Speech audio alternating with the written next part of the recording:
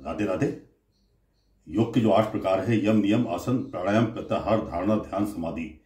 तो ये ध्यान योग के अंदर जो 7 हमारे चक्र होते हैं, वो 7 चक्रों पे अलग अलग उसके मंत्र हैं, देवता हैं, और हम प्रत्येक चक्र पर ध्यान लगाते हुए अपना जो 3 नाड़ियां जो होती हैं, इड़ा, पिघला और सुषुम्ना नाड़ी जो हमारी रीढ़ की हड्डी से ऊपर तक जाती है, तो सुषुम्ना शीर्ष पर हम जाके अपने ध्यान को स्थिर करते हैं। तो 7 चक्रों के 1 बाय 1 वीडियो आपको मैं बता रहा हूं।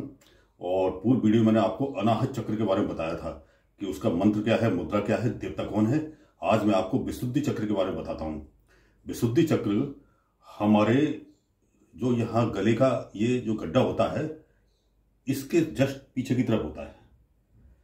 तो ये विशुद्धि चक्र माँ दुर्गा जी का स्थान है, देवता, और इसका जो मंत्र है हा के ऊपर बिंदी, और इसकी मुद्रा जो है इस तरह से हमारी उंगलियां हैं। तो अंगूठा जो है हम ये 2 तर्जनी और ये मध्यमा, इस 2 के बीच में डाल के और इस तरह से मुट्ठी बांधेंगे। इस तरह से आपने देखा होगा कि बचपन में हम लोग इस तरह से मुक्की बांधा करते थे। तो ये हमारा विशुद्धि चक्र की मुद्रा है। ये इस मुद्रा के करने से हमारा जो एक्यूप्रेशर होता है वो हमारे कंठ के आसपास का क्षेत्र उससे प्रभावित होता है। तो ये मुद्रा जब आप ध्यान लगाएंगे तो ये मुद्रा आपकी लगी रहेगी, आपकी रीढ़ की हड्डी सीधी रहेगी, और आपका जो ध्यान है वो विशुद्धि चक्र पे होगा। आपका जो श्वास है उसके अंदर आपका मंत्र चलेगा, और इस तरह से आप ध्यान लगाएंगे। तो जितना देर तक आपकी सामर्थ्य है उतनी देर तक लगाएं, और इससे आपके कंठ के क्षेत्र में लाभ होता है। साथ में आप विशुद्धि चक्र के बारे में जानें। ये बहुत ही महत्वपूर्ण चक्र है। ये हमारे शरीर के अंदर जो वायु तत्व है वो 10 प्रकार की वायु होती है, जिससे हमें जमाई आती है, छींक आती है, और जो है शरीर की तमाम क्रियाएं जो वायु की हैं वो उससे 10 प्रकार की वायु काम करती हैं। उसमें जो उदान वायु होती है, उदान वायु हमारे यहाँ इस चक्र पे कंठ में स्थित होती है, और ये उदान वायु हमारे एक तरह से ईश्वर की फ्लॉपी है। ये हमारा जो हम सोच है, हमारी विचार है, उसके अंदर जो हम जैसा भी विचार करते हैं, जैसा भी कर्म करते हैं, तो ये उदान वायु उसको ग्रहण करती है, और उसका पूरे जीवन काल का उसका रिकॉर्ड, ईश्वरीय रिकॉर्ड यहाँ स्थित होता है। और जब हमारी आत्मा बाहर होती है तो ये उदान वायु ही आत्मा को बाहर लेके आती है। और जब तक ये आत्मा के चारों तरफ ये वायु होती है, तब तक हमारी आत्मा को हमारे अतीत का पूरा ध्यान रहता है। जैसे ही यमदूत या देवदूत सामने आने पर ये उदान वायु आत्मा को छोड़ देती है, और उसके बाद वो जो आत्मा है उसे अपने अतीत का बिल्कुल स्मरण समाप्त हो जाता है कि हम कौन हैं, क्या थे, क्या नहीं है, और यात्रा पर निकल जाते हैं। तो ये उदान वायु बहुत महत्वपूर्ण है। तो इस कंठ के अंदर इस चक्र की शुद्धिकरण के लिए, और इस हमारे कंठ के तमाम जो हम, अगर कोई रोग भी है किसी को और वो श्वसन रोग है, तो उसमें अगर आप ध्यान लगाते हैं तो आप जो ट्रीटमेंट ले रहे हैं उसमें शीघ्र लाभ होता है।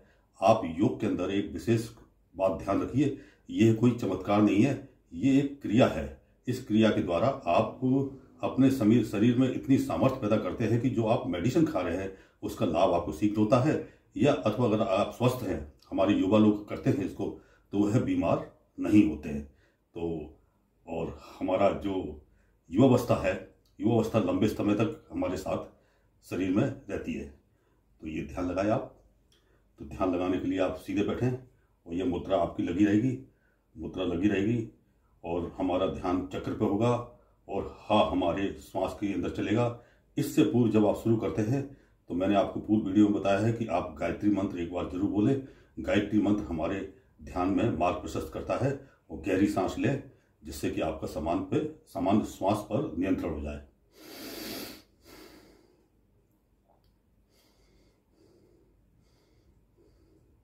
श्वास अंदर जाएगी, उसमें हम श्वास के साथ आप जप करेंगे, आपका ध्यान चक्र पे होगा, और आज चेहरे पे मुस्कुराहट होगी।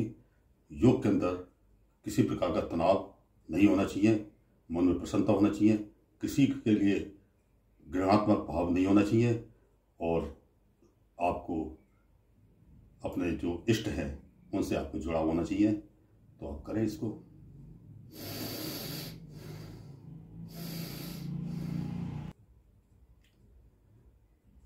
तो आप चक्र पे ध्यान लगाएं। चक्र पे ध्यान लगाने के लिए आप प्रथम माँ दुर्गा जी का स्मरण करें विशुद्धि चक्र के लिए, और विशुद्धि चक्र पर ध्यान लगाने के लिए फिर आप एक बार गायत्री मंत्र का जप करें, जिससे आपका ध्यान सहज में लग जाए। और इसके बाद फिर आप श्वास जो आपकी है उसमें जो हा के ऊपर बिंदी हम चलेगा, आपका ध्यान विशुद्धि चक्र पे होगा और ये मुद्रा आपकी लगी रहेगी। देखें आप।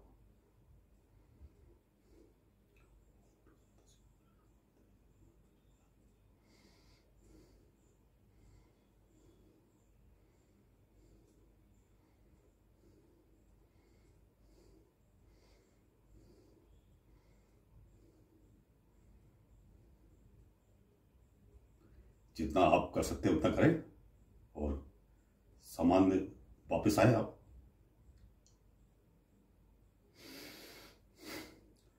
तो इसमें देखा आपने रीढ़ की हड्डी आपकी सीधी होनी चाहिए और पुनः करें आप। मुद्रा आपकी लगी रहेगी, माँ दुर्गा का ध्यान करेंगे, फिर गायत्री जप करेंगे, फिर इसके बाद हा की ऊपर बिंदी हम आपका श्वास में चलेगा। आपका ध्यान विशुद्धि चक्र पे जो ये गड्ढा है इसके पीछे की तरफ लगा रहेगा आपका ध्यान।